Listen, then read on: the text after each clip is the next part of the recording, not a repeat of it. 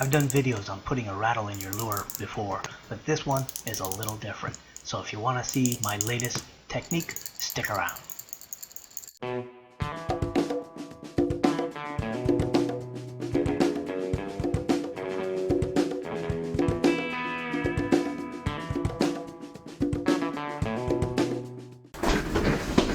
Welcome back to the Engineered Angler. Today we're going to be talking about rattles, but not just the regular rattle, that linear rattle that gives you a nice clacking sound when you jerk that lure straight, right? I'm talking about lateral rattles. Say that 3 times fast. And that's a rattle that's really designed to rattle when the lure moves side to side, like on a lipless crankbait. There's a big difference on how you get a rattle inside these differing lure bodies, depending on how you're making them, how big they are, and how those lures are designed to actually operate. For instance, this is a topwater popper. It's a pencil popper, and it's made on a lathe, so it's made out of one piece of wood. So getting a rattle chamber in this is very different from getting a rattle chamber on a little tiny swim bait like this. And then getting that rattle to be really loud and clacky is another trick all in itself. I've made a few videos on putting rattles in your lures, and I'm going to go ahead and link right up here, or right over here, I never know. And that link will take you to a playlist with all my videos on rattles. So if you've been watching my channel, you know I really like to put rattles in my lures. And the reason for that is that I fish in a lot of really murky, really dark water. And in my experience, this rattle really brings the fish from a long way off, and that coupled with a good flash on that lure makes a huge difference. And of course, on top water, that added rattle plus a splash really attracts a lot of attention. So when I decided to design a lipless crankbait, like all other lipless crankbaits, I wanted mine to include a rattle. Now, the complication there is that with a typical lure with a linear rattle, it's kind of easy to put one in the molding process, right? And that's because you could use the wire harness in your mold as a stand or a holder for your rattle body or your rattle chamber. Here's one I have set up ready to pour, and you can see that I've got formed into my wire harness a little spot so that I can glue on this little chamber. And then it's simple enough just to drop that in and pour it. But trying to do that with a crankbait, it's a little more difficult. 2 reasons. One, the chamber has to go from side to side and not from end to end. And that means you have to make a larger chamber that's pre-made. And that makes it more difficult to attach it to anything.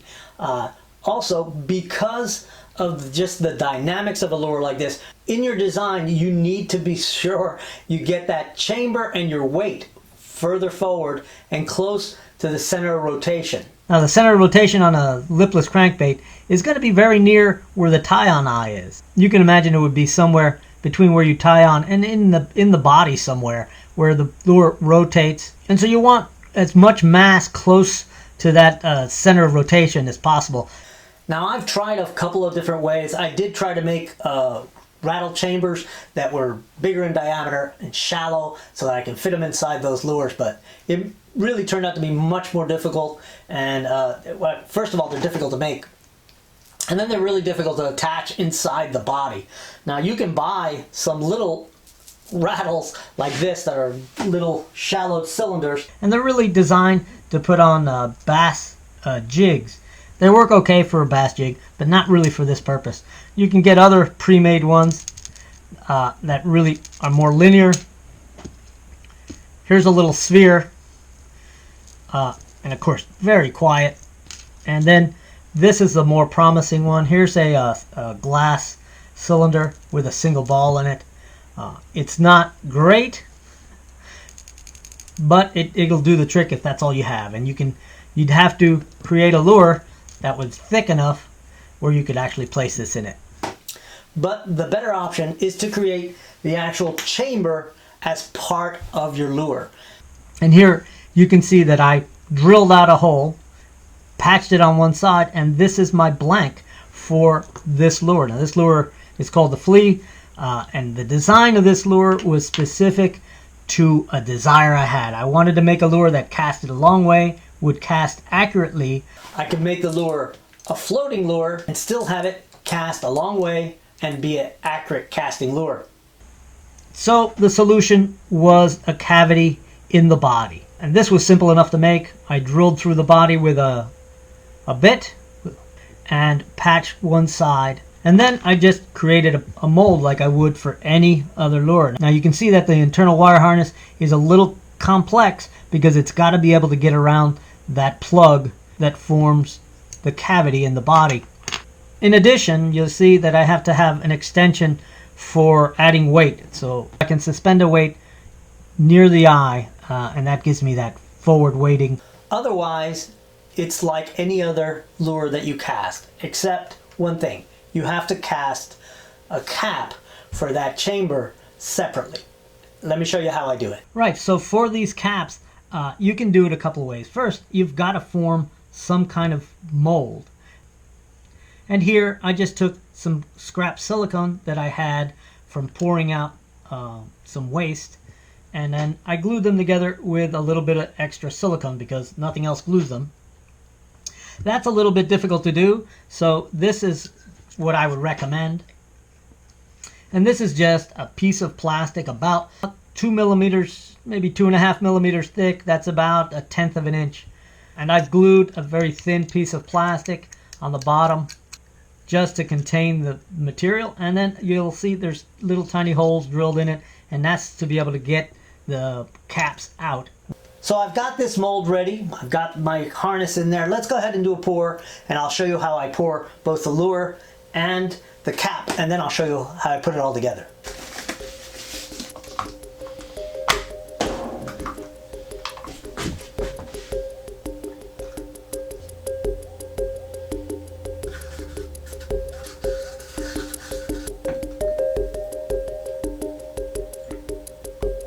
A good hard mixing, and then I'm going to go ahead and pour the mold, and I'll pour those caps.